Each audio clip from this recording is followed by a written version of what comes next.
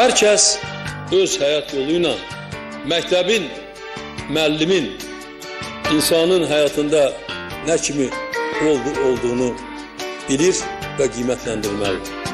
Mən isə həmişə həyatımda bütün varlığımla, keçdiyim həyat yoluyla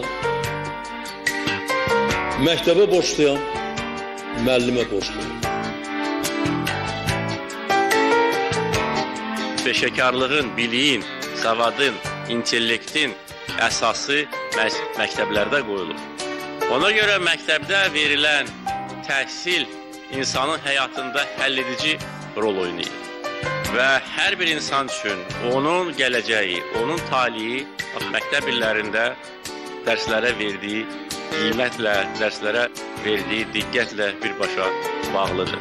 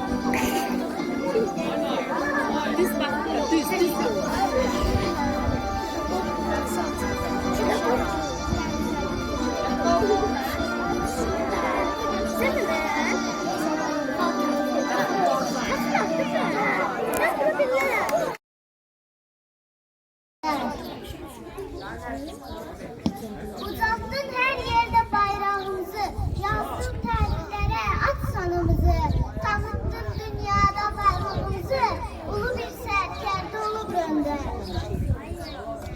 Hara baxsın salihələri, ölümdən sonraki abidələri, dərk etməyib bizləri xatirələri, ulu bir sərkərdə ulu gönder.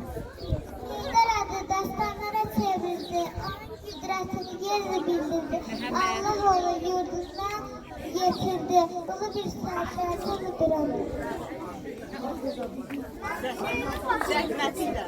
Zəhmətilə dicəkdir yurdunu, gücləndirdi yenilməyen ordunu, ədalət etməyən borcunu, ulu bir sərkərdə ulu öndər.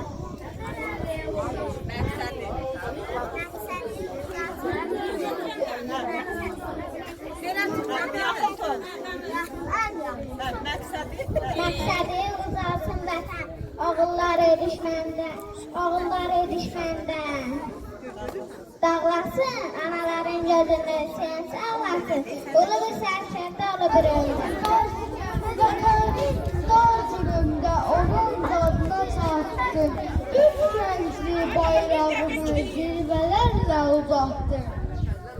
Yurdumuzun üstünden kovdun qara kölgəni, məhv olmaktan korudun, rivas ettin ölkəni. Çiçəklənən ölkəmiz Gülüstan'a oxşayır, özüm belə olmasam əməllərin yaşayır. Azərbaycan adını, Azərbaycan xalqını dünyaya tanıttıran Heydər atamız oldu.